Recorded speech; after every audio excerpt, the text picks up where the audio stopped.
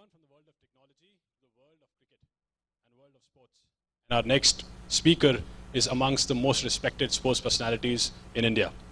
In a country which is obsessed with cricket, there are surprisingly few women who have taken up this sport. Our next speaker has challenged that convention to emerge as one of the pioneers of women cricket in India. An off-spinner who picked up 50 ODI wickets from 33 matches and has a career best figures of 5 for 24 in a test match. She epitomizes grit and determination. In fact, the only time India won an international tournament was under her captaincy in 1995 in New Zealand. A true sportsperson and an inspiration to many, she is presently mentoring budding women cricketers in Hyderabad. Please welcome with a thunderous applause, Ms. Purnima Rao.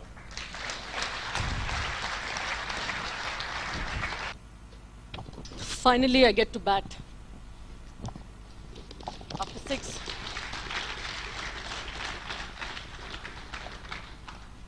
After six superlative batsmen in front of me, this was the batting order I was sent on my debut. And today also it's my debut. I'm used to speaking in team meetings. I'm used to going to felicitation functions or prize distribution, but I can hold interest for five to 6 minutes. So, but definitely women's cricket would be the stage. It's a global stage now with the ongoing World Cup in Bombay. Let me start with something which is the favorite piece of mine. Life is beautiful. I think once it's embedded in your heart and in your mind, I think the quality of life, you're actually living a quality life. And that's exactly how I viewed my life. I think everything in life looked very beautiful. I was looking through rose-tinted glasses. My tryst with the destiny started in a place called Hyderabad. My grandfather was the director of public gardens. And every morning I woke up, there were birds, there were flowers, there was blue skies, songs of gardeners in the morning. It was an idyllic childhood. And then destiny actually collared me. The supervisor had about 4 children. One of them was a girl. And these 3 boys would be playing cricket every evening after school. And young Purnima inched her way. She sat out for some time. The ball came to her, she passed it on. Slowly I made my way into the playground. And as usual, boys, they don't give you batting at all. So I was running, scrambling through flower beds to retrieve these tennis balls. I never got batting. And I always wondered, what is it that, these boys are missing all the time? Probably, batting became a fascination for me. They used to throw the bat only when it was getting dark. अरे कल नहीं आएगी यार उसको batting दे दें. So that's the time I used to pick up the bat with a smile on my face. And that's it. I would put my front foot and swing. Swing as hard as possible. Some balls didn't connect. Some balls sailed over the garage. I think the boys were trying all the time, it didn't happen. But my few balls really sailed through. And the sweetest victory was seeing these boys scramble over the wall, trying to retrieve the tennis balls.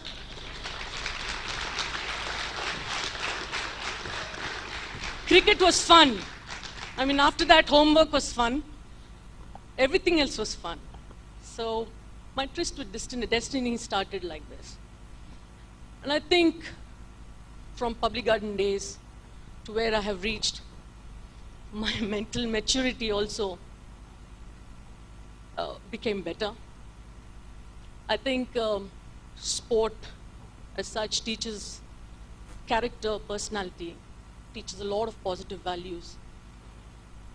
And I think that's what happened. And in my cricketing days, I used to write cricketing diary. वो ball क्यों miss किया, ball bat पे grip ठीक से नहीं था, left hand was not firm. So the technical details also got in, but the happier moments also I wrote in my diary.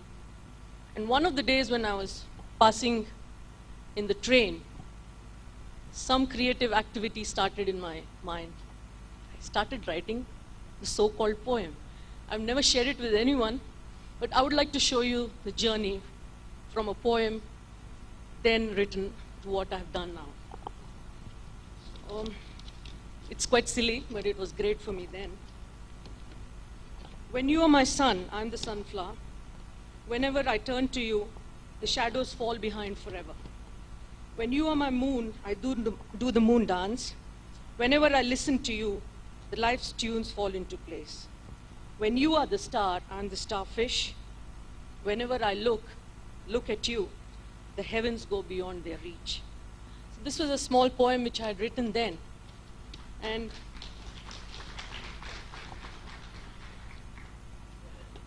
just coming back to women's cricket, I would like to introduce women's cricket to you.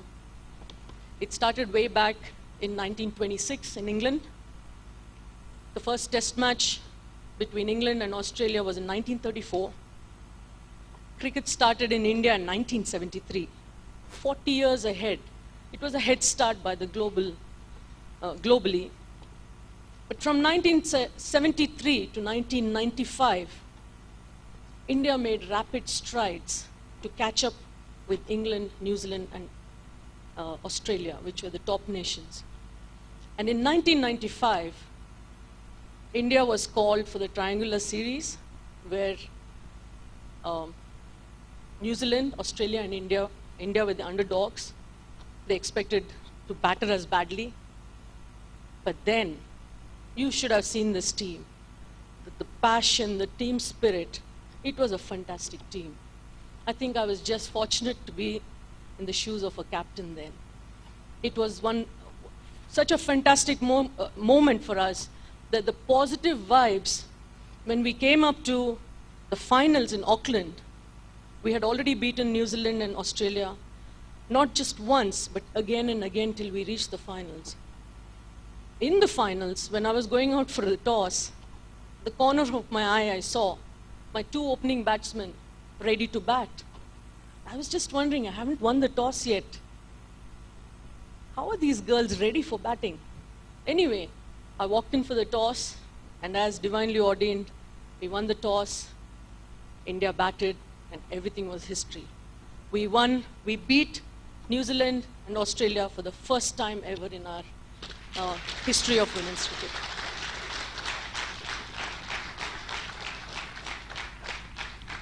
Now, there are a lot of things which you don't know about women. I think women have been always associated with women's cricket, with cricket. The first World Cup actually was started in 1973 by the women. They had 5 nations and they had a World Cup.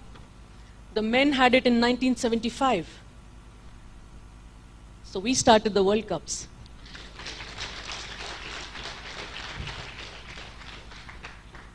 The men used to bowl underarm in those days. Because the women couldn't bowl underarm because of the billowing skirts, they started bowling overarm. In 1864, overarm bowling was legalized. And now underarm bowling is banned anyway. The first coach was a woman, Sir W.G. Grace's mother. She used to give throwdowns to her son and probably even advise him to play straight, play in this area. Your foot does not come to the ball. So she's been the first coach, which also has been a woman. The first helmet was designed by a woman, a terrified wife who didn't want her husband's skull to be smashed. In those days, I think, probably now she would have not designed the helmet. She made a kind of a skull cap, and there, the helmet was born. There's another modern fact which I would like to tell you. The first double hundred, which was scored in a one-day match, one-day international, was scored by Belinda Clark of Australia. And that was followed up by our boys, Sachin Tendulkar and Virendra Sehwag. So I'm trying to tell you that women have been a part of this game always. And I think cricket is very much akin to life. You know, the adjustments you have to make with partners to understand psychology. And young Purnima was swinging like a pendulum in a clock. She used to score a 0 one day, and the next day a match-winning 100. Another day, it was a terrible loss. And then another day, it was a 2-wicket victory. So I was oscillating between these emotions of, doing well, not doing well. And it was getting very confusing. See, the Public Garden days, even if I missed, I never bothered. But this set me thinking. And I was doing everything right. Every match was different for me. Every day was different for me. So much like life. It's never the same for us. The kind of battles we face, 26 for 4, otherwise 100 for 1, you walk in, you're a cool cat then. You are sure to score a 0 then. That's what I used to do. Anyway, life is very much like, cricket. And the only thing was BCCI has now come in for the girls. They took us under their umbrella in 2006. Till then, we were traveling in unreserved trains, unreserved coaches. We used to stack our bags, kit bags near the toilets. Or sometimes we used to sleep on our kit bags in the platforms. From there to now staying in 5-star or 3-star hotels for the girls. The travel used to be by trains and now they fly. Things have changed tremendously. There's financial benefit for the girls now. When I played, I got 1,000 for a one-day and 2,000 for a test match. But now, at least the girls, they get about 1 lakh for the whole tour. And now girls can get financially independent. And most parents are getting their children to play cricket now. Because by the end of the season, they make a sizable amount.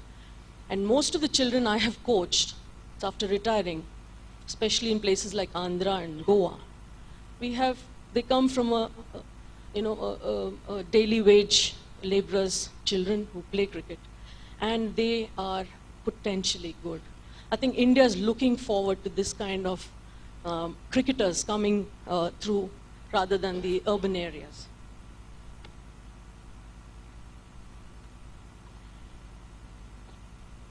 I've always maintained that the men cricketers get to throw at the bullseye 10 times.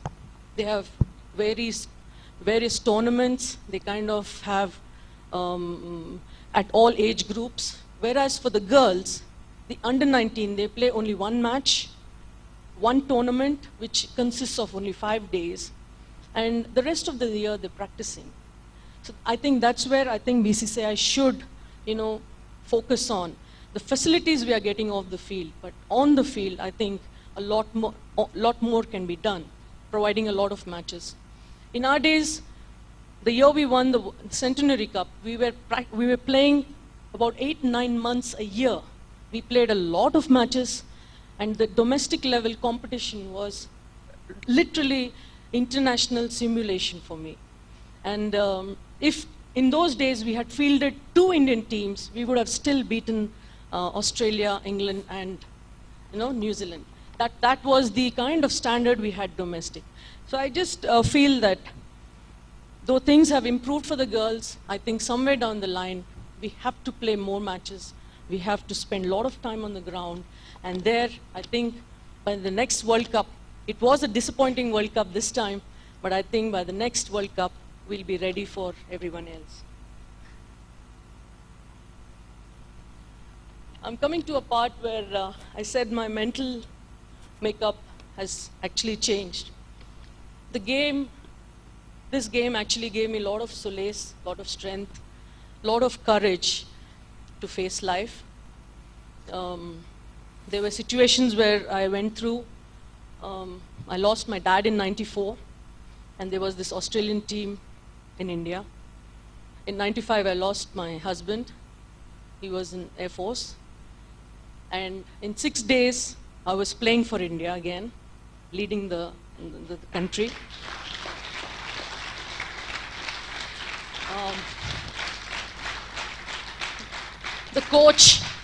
My coach, who was, I think, took me by my collar to play this game, he died in '97. And then my grandparents, whom I grew up with, it was early '98 and end of '98. So I feel it has been the game which has given me that solace and strength.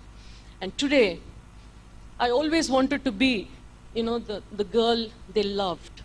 I didn't lose myself at any stage. I wanted to be just what I was when they were living. And a lot of support system was very good for me. I don't know how many widows in India do get their in-laws, to give so much of support. In fact, those 6 days which I stayed at home, they made me sleep with them, making sure that I didn't, get up in the middle of the night. They were up there for me. It was like in a cradle, you are showing all these colored balloons, rattling away. They used to put the TV for me so that I would be motivated. And a girl who couldn't walk from one room to another in 6 days was chasing a ball, catching balls, running between wickets. So I think the support system which I had was fantastic, and I would be eternally grateful, for my family, friends. And let me come to another part of me, which is literature. Literature also saved me from the stress, the pressures of life, and especially on a cricket field. I will tell you how it started. Every time I dropped a catch, I would either look down and I would see these yellow flowers embedded in the grass in my own world. Or I would look up at the blue skies, see the formation of the clouds, and my captain used to think, "Arey, Purnima is looking down because she's feeling bad. Purnima is looking up because she's looking for divine intervention." But no, Purnima was in her own world. She was, literature, accepting nature, being a part of nature, actually transformed my thinking. And there is this poem which I would like to, it's not a poem, it was just, those days I kind of put rhyme and, reason into it. But this is just a rambling of mine. Been lucky to see a sunset, and then now light seems to be a distant relative. The birds here on the backwaters skim around, just happy to fly without a care into darkness. Those palm trees are so far away, but it seems like the memories of seeing them a whole day does not make a difference. I can take it out of my memory album now. The bluish gray water trying to catch the last of the sun's rays, but would carry on flowing on the rippled waves for the rest of the night. Everything of nature is equipped with the strength to go through darkness and night, only to delve into the hope of seeing the light of a day, a new sunrise which is bound to follow.